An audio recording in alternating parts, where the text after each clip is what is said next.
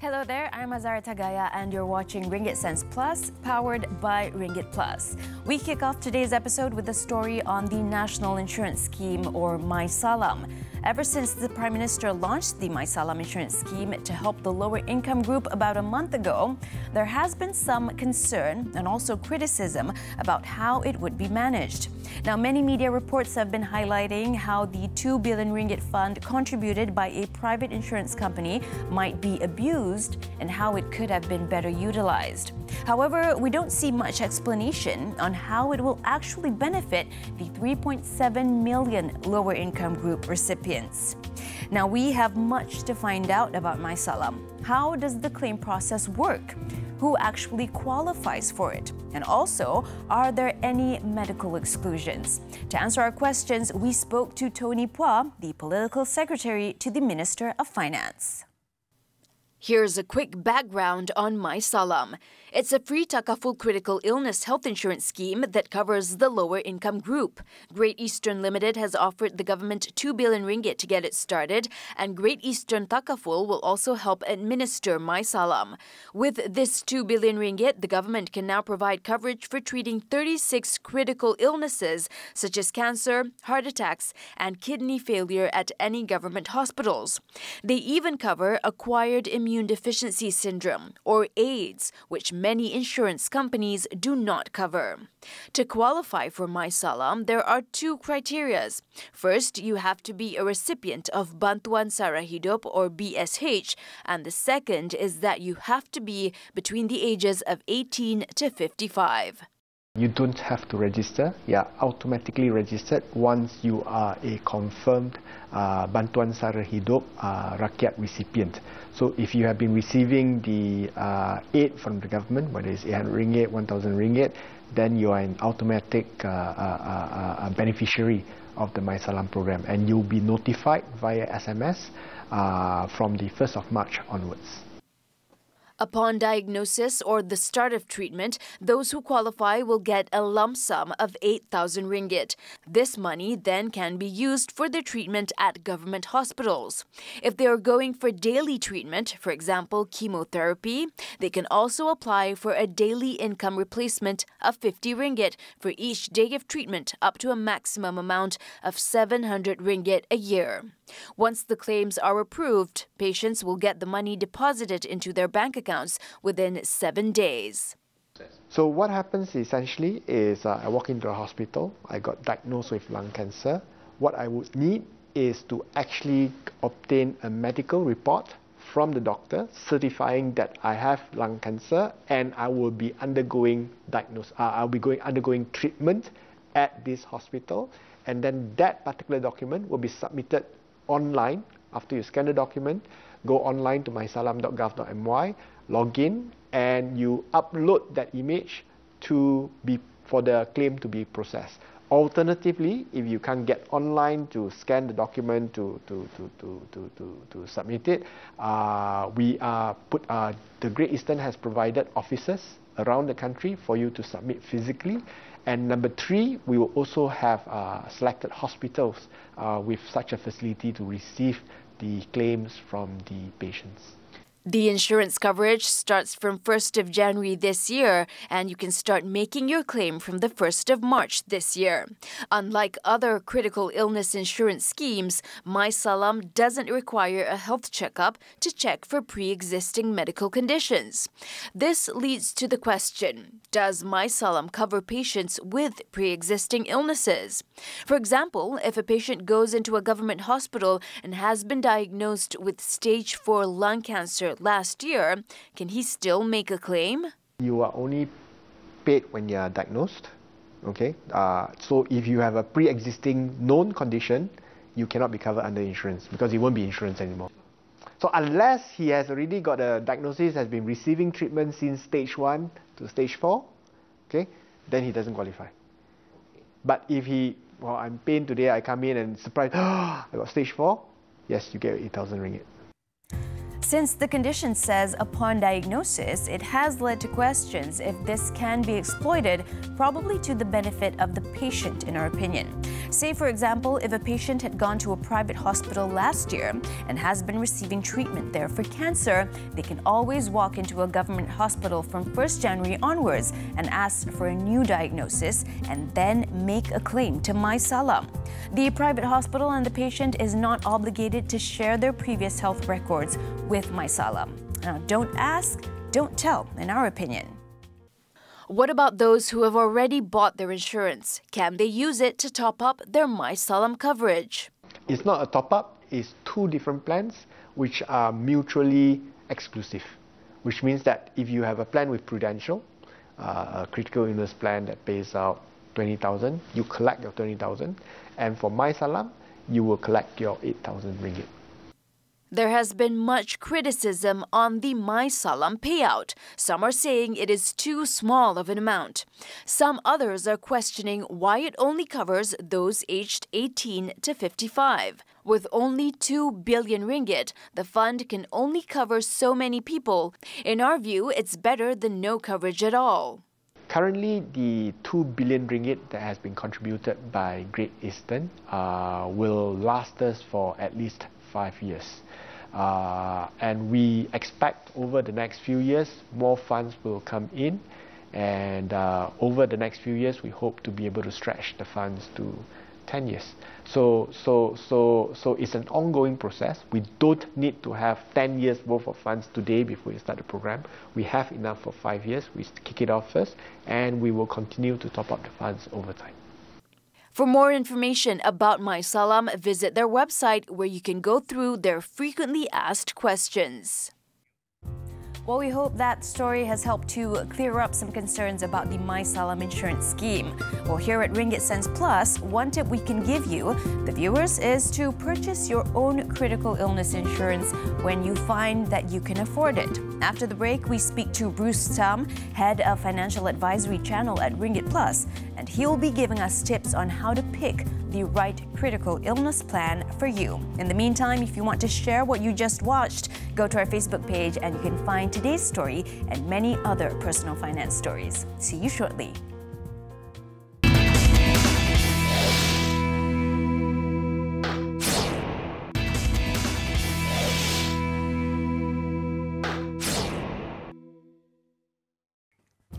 Back on Ringgit Cents Plus with me, Azaria Tagaya. Now, if you've just joined us, we were talking about the MySalam critical illness insurance scheme for the lower income group. And if you watched our previous story, some of you might think that its lump sum payout of 8,000 ringgit for treatment is not very much. And you're right, because it isn't. So that's why it is encouraged that you get your own critical illness insurance coverage when you can afford it. Now, we have with us today Bruce Tam, head of financial advisory channel at Ringgit Plus, to explain to us about critical illness insurance. Hi, Bruce. Thank you so much for joining us on Ringgit Cents Plus today. Hi, Zara. Thank you for having me. Well, we're talking about insurance coverage. So one of the main things that we want to know is, can you explain to us the difference between having a medical card and also having critical illness coverage? Okay, a medical card basically is what is also called a hospitalization and surgical coverage.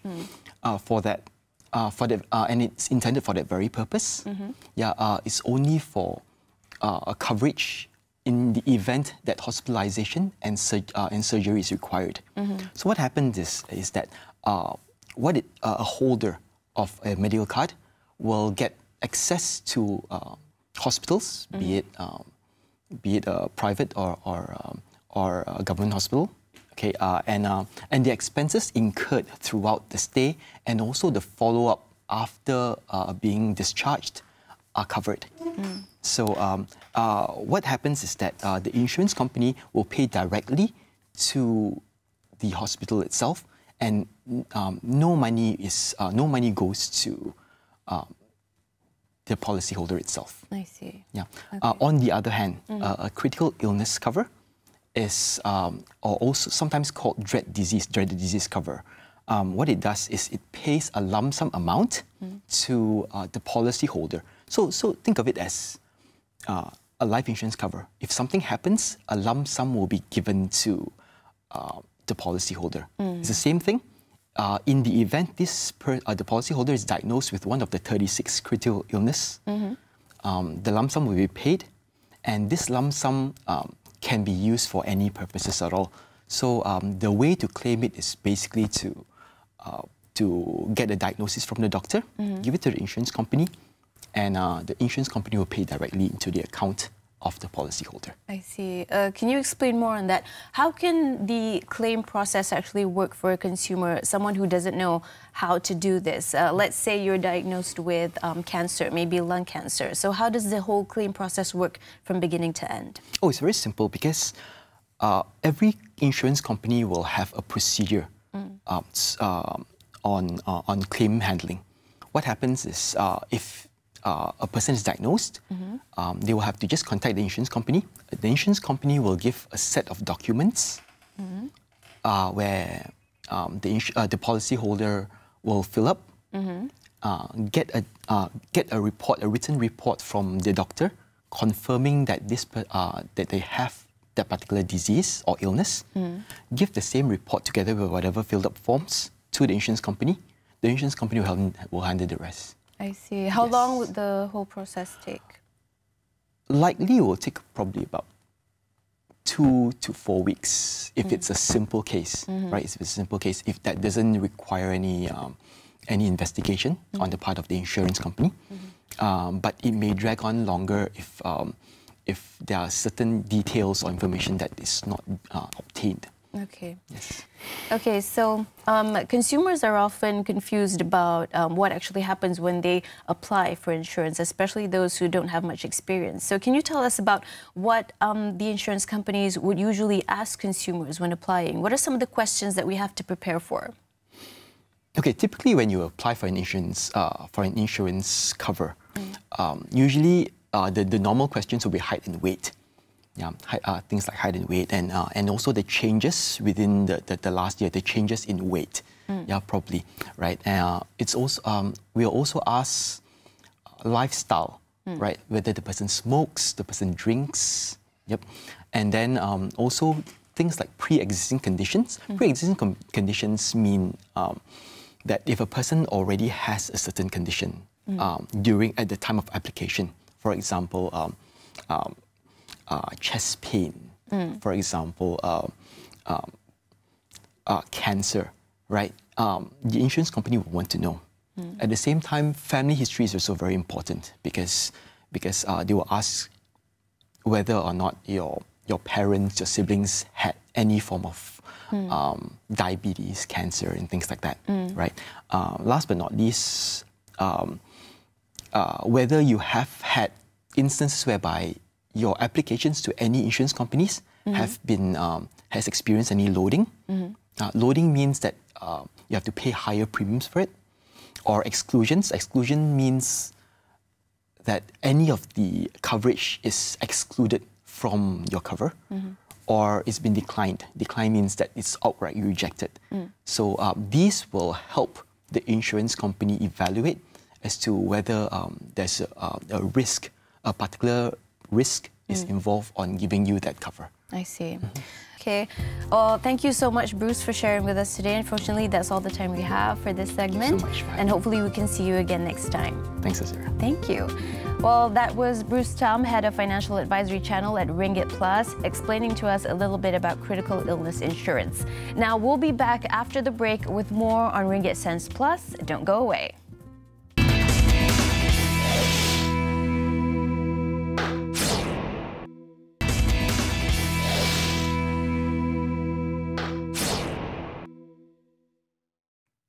Still with me, Azaria Tagaya on Ringgit Sense Plus. Now, in one of our previous episodes, we looked at how the no smoking rule at restaurants have helped some smokers save money by cutting down on the number of cigarettes they smoke.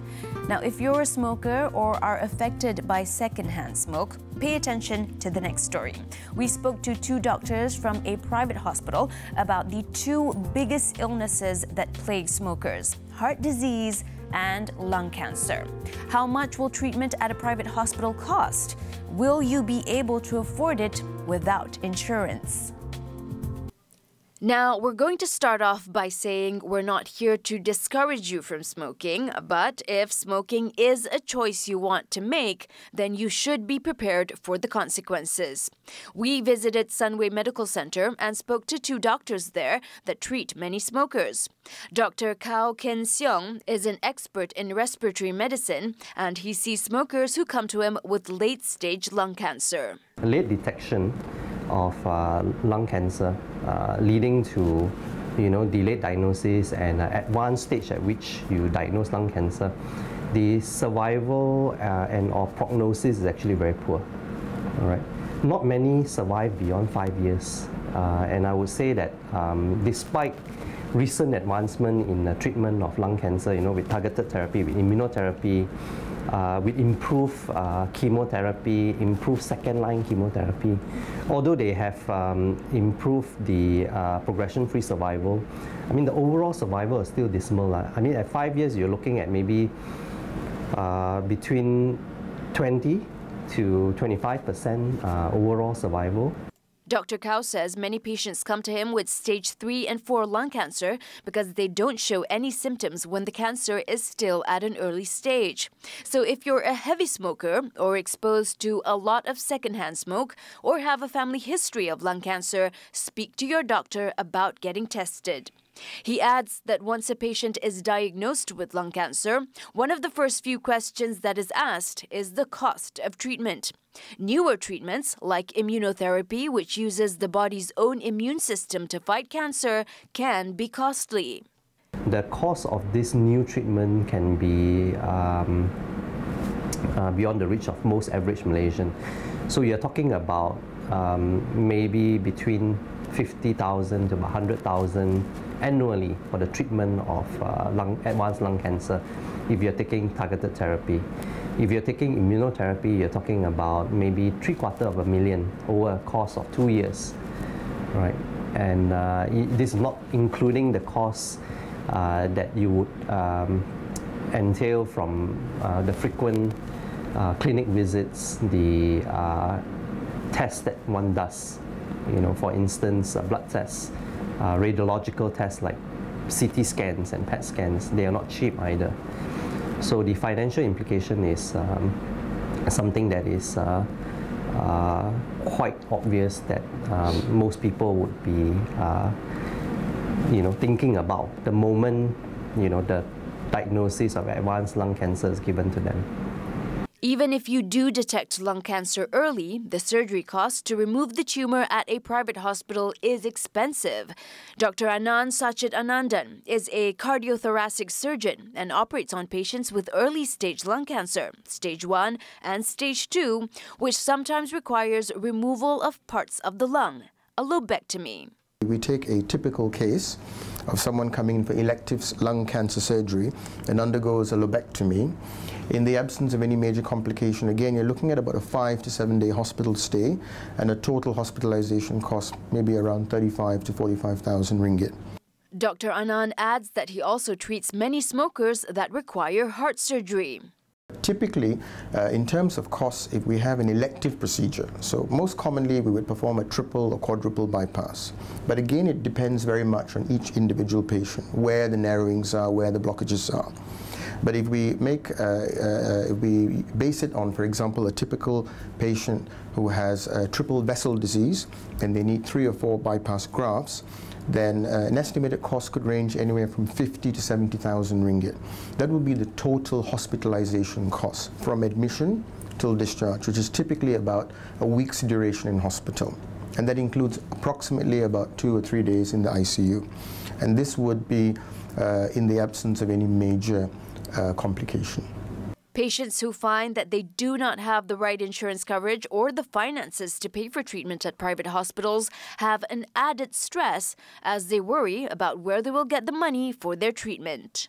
If there's an issue of someone who has insufficient insurance coverage or they are financially constrained, then part of our duty is to ensure that that patient is referred on to a public facility, a government hospital, university hospital, so they can get the necessary treatment. But we don't get involved in the financial planning per se. Our duty as clinicians is just to focus on the clinical, the medical aspects of the disease. This is why critical illness insurance is so important, because the treatment cost at private hospitals is beyond what Malaysians can afford if they had to pay out of their own pocket. Most major insurance company actually would cover treatment for all the critical illness that I mentioned earlier on that is related to cigarette smoking, with the caveat that some of this treatment may require certain information from the patient as well as their treating physician, which means that they have to write in earlier on and then they get approval from the insurance company before they can get their money reimbursed. So in certain situations, despite the fact that they may need the treatment quite urgently, these patients may have to actually pay out of pocket first and eventually submit their reports from their physicians and so on and get the approval of the insurance company. So it requires quite a fair bit of process there.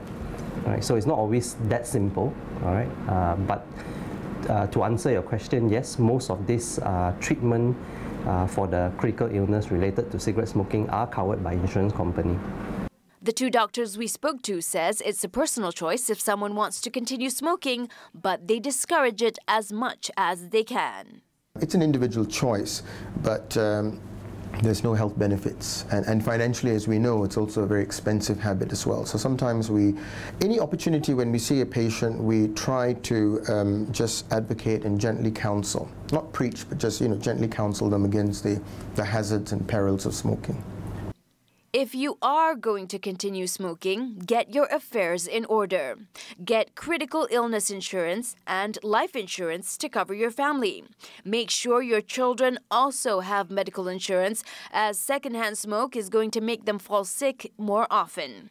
You live with the choices you make, just to make sure you're prepared for its consequences. Well, we hope this episode about insurance and why you need it will make you take action. Next week, we take a look at the job market.